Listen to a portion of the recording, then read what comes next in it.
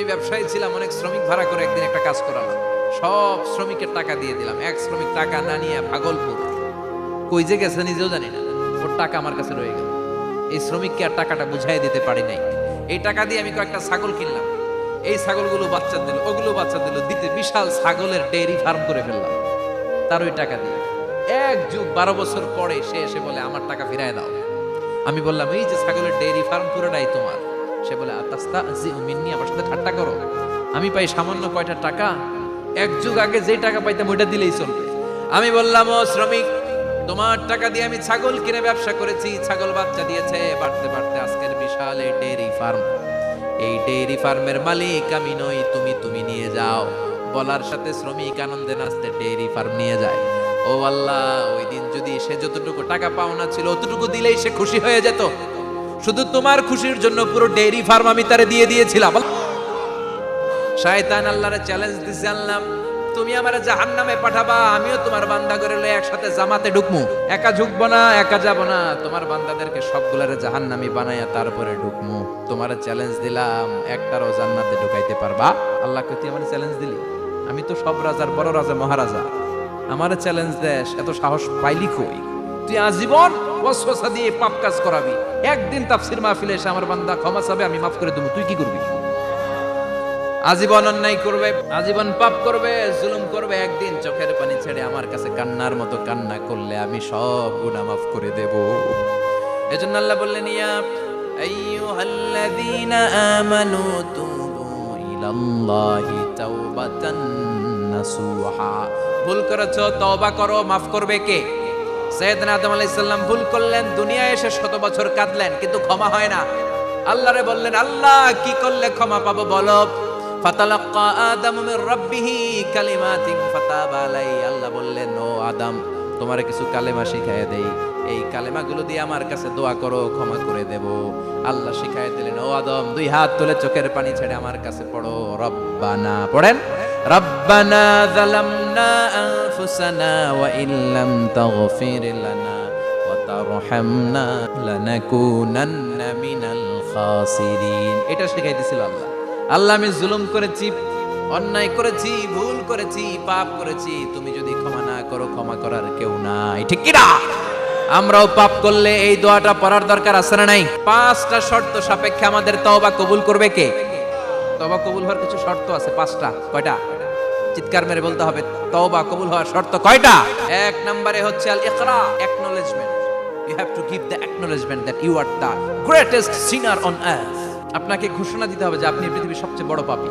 1 নম্বর শর্ত, আপনি বলেন যে আল্লাহ, আমার চেয়ে বড় পাপী নাই, আকাশের নিচে জমিনের উপরে আমি সবচেয়ে বড় পাপী, এমন কোনো পাপ নাই যেটা আমি করি নাই, ঠিক কি না? 1 নম্বরে পাপের ঘোষণা দেন। 2 নম্বরে আন-নাদাম। নাদাম মানে repentance. You have to be repentant for what you have done. আপনাকে অনুতপ্ত হতে হবে, চোখের পানি ছাড়তে হবে। আল্লাহ, আমি লজ্জিত, আল্লাহ আমি নাদান, আমি পিশাচ, আমারে মাফ করে দাও। তার মানে স্বীকার গেলেন কি অন্যায় করেছেন। 2 নম্বরে আপনি অনুতপ্ত হলেন। 3 নম্বরে স্টপ, যেই পাপ করতেছিলেন ওইটা থামান। Stop what you have done, যেটা করতেছিলেন আগে থামান। আপনি সুদ খাইছেন, অনুশোচনা আসলো, মাফও চাইতেছেন, আবার সুদও খাইতেছেন, হবে? আপনি ঘুষ খেয়েছেন, তওবা শুরু করলেন, আবার ঘুষও খেয়ে যাচ্ছেন, হবে? থামেন, স্টপ।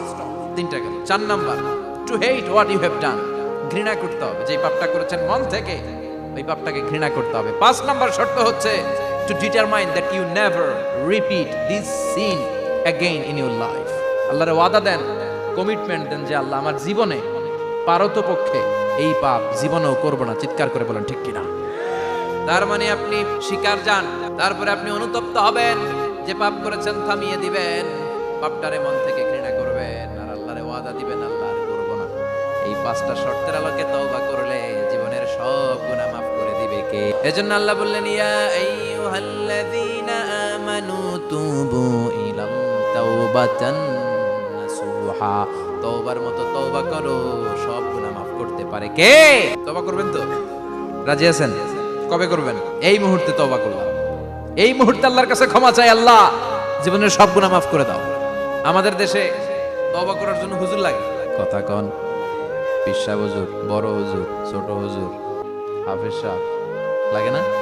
হাফেজ সাহেব, ইমাম সাহেব, এদের ছাড়া নাকি তওবা হয় না। না, এটা ভুয়া কথা।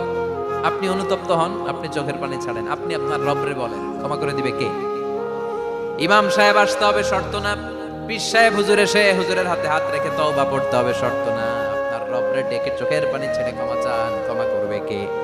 আর প্রতিদিন শতবার পড়তে থাকবেন আস্তাগফিরুল্লাহ। আওয়াজ করে সবাই পড়েন আস্তাগফিরুল্লাহ, আর জোরে পড়েন। বিশ্বনবী বলেন, মান লাজিমাল ইস্তিগফার জাআলাল্লাহু লাহু মিন কুল্লি দিকিন মাখরাজা। সব সময় ইস্তিগফারের সাথে যে লেগে থাকবে, রব্বুল আলামিন তারে 5টা জিনিস দিবে। কয়টা? কথা কোন, আরো জোরে সবাই বলেন কয়টা? নাম্বার 1, জাআলাল্লাহু লাহু মিন কুল্লি দিকিন মাখরাজা। বিপদে পড়লে বিপদ থেকে উদ্ধার করবে কে? আমাদের তো কোনো বিপদ নাই না? আছে কত বিপদ। হ্যাঁ, রাস্তাঘাটে দুর্ঘটনা হতে পারে, যে কোনো সময় ভূমিকম্পে পড়তে পারে, বজ্রপাত পড়তে পারে না, ঠেড়া পয়রা মানুষ নাই, আছে না নাই? এই বিপদ আপদ থেকে আপনারা রক্ষা করবে কে? যদি আপনি ইস্তেগফারের সাথে আঠার মতো লেগে থাকেন। কিসের সাথে? কথা বলেন। ইস্তেগফারের সাথে লেগে থাকতে পারলে 1 নাম্বার হচ্ছে বিপদে পড়লে আপনারে মুক্ত করে দিবে কে? 2 নাম্বার ওমিন কুল্লি হাম্মিন ফারাজা। যে কোনো ধরনের টেনশন, হাইপার টেনশন থেকে বাঁচায় দিবে কে? আমাদের তো টেনশন মেনশন নাই না? আছে? লাইফ নিয়ে টেনশন, বাঁচার টেনশন, মরার টেনশন, ক্যারিয়ারের টেনশন, রাস্তাঘাটে যানজট এটার টেনশন, পুলিশের দৌড়ানি, র্যাবের দৌড়ানি, বাড়ির ভাড়া, গ্যাস বিল, বিদ্যুৎ বিল, ছেলে মেয়েদের লেখাপড়া, কত টেনশন। এই সব টেনশন থেকে আপনারে মুক্ত করে দিবে কে? 3 নম্বরে ওয়ারযুকহু মিন জায়গা থেকে আল্লাহ আপনার রিজিকের ব্যবস্থা করবে, আপনি কল্পনাই করতে পারবেন না। সুবহানাল্লাহ পড়েন। 4 নম্বরে সব সময় ইস্তিগফার যদি পড়া হয়, আল্লাহর কোনো আযাব ওই বান্দার উপরে আসে না। ওমা কানাল্লাহু মুআযযিবাহুম ওয়া হুম ইস্তাগফিরুন। আমার বান্দা আমার কাছে ইস্তিগফার পড়তে থাকে, আমার কোনো আযাব বান্দারে পাবে না। যতক্ষণ ইস্তিগফার পড়বেন, আল্লাহর কোনো আযাব আপনার উপর আসবে না। 4টা গেল। 5 নাম্বার, বারবার ইস্তিগফার করলে রফিক ভাই আল্লাহ আপনার মুস্তাজাবুদ দাওয়া বানাবে। দোয়া করা মাত্র কবুল করে নিবে কে? যদি আস্তাল্লাযী লা ইলাহা ইল্লা হুয়াল হাইয়ুল কাইয়্যুম ওয়া আতুবু ইলাইহি পড়ে, ওই কবিরা গুনাহকারীকেও ক্ষমা করে দিবে কে? পড়তে রাজি আছেন তো? আবার সাইয়েদনা আবু বকর বললেন, ইয়া রাসূলুল্লাহ আল্লিমনি দুআআন, এমন দোয়া আপনি আমারে শিক্ষা দেন যে এই দোয়াটা আমি নামাজে পড়তে পারি। বিশ্বনবী বললেন, পড়ো আল্লাহুম্মা ইন্নী যালামতু নাফসি যুলমান কাসীরান ওয়া লা ইয়াগফিরুয যুনুবা ইল্লা আনতা ফাগফিরলি মাগফিরাতাম মিন ইনদিক। সুবহানাল্লাহ পড়ো। এটাও ইস্তিগফার। আমরা এটার বলে দোয়া মাসুরা, সালাম ফেরানোর আগে পড়ি না? যেখানেই ক্ষমা চাওয়ার কথা আছে ওইটারই কি বলে? ইস্তিগফার। আল্লাহুম্মা ইন্নী যালামতু নাফসি, আল্লাহ জুলুম করেছি, যুলমান কাসীরা, অনেক জুলুম, ওয়া লা ইয়াগফিরুয যুনুবা ইল্লা আনতা, তুমি ছাড়া এই গুনাহ ক্ষমা করার তো কেউ নাই। ফাগফিরলি মাগফিরাতাম মিন ইনদিক, তোমার দয়ায় আমারে ক্ষমা করে দাও। ইন্নাকা আনতাল গফুর, তুমি হলা ক্ষমাশীল। ঠিক কি না? এটাও ইস্তিগফার, এটাও পড়বেন। আর এই সব ইস্তিগফারের শ্রেষ্ঠ ইস্তিগফারের নাম সাইয়্যিদুল ইস্তিগফার। যত ইস্তিগফার হতে পারে এর মধ্যে সবচেয়ে শ্রেষ্ঠতম ইস্তিগফার নাম কি? কথা কর।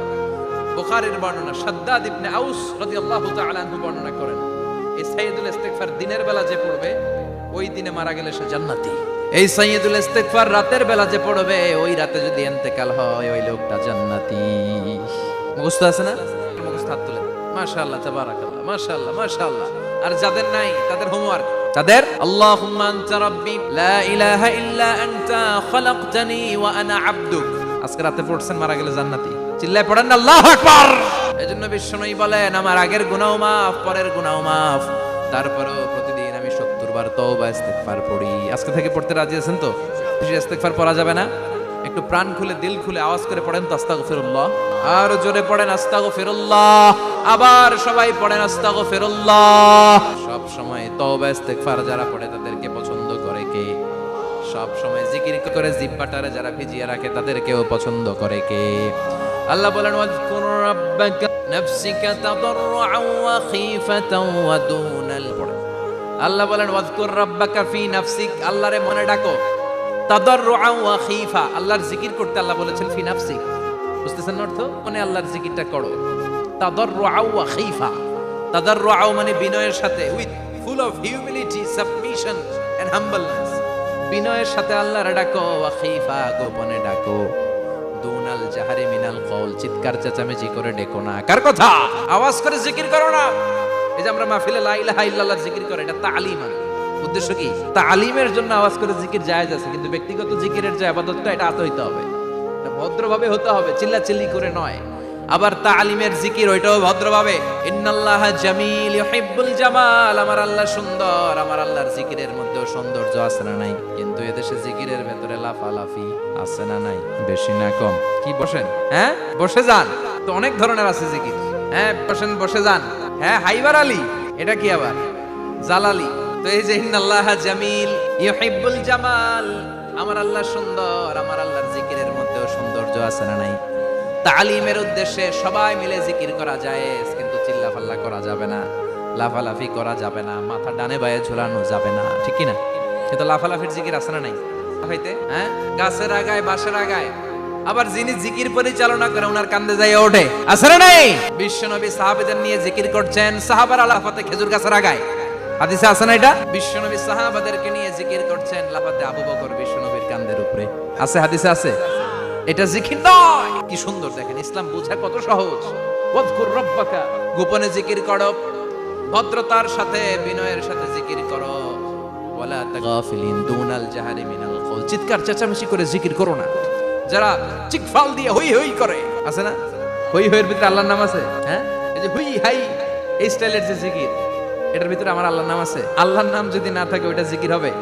কথা বলেন। বিষ্ণু বললেন খবরদার, চিৎকার চেঁচামেচি করে লাফালাফি করে যারা জিকির করে এরা মনে করে আল্লাহ কানে শুনে না।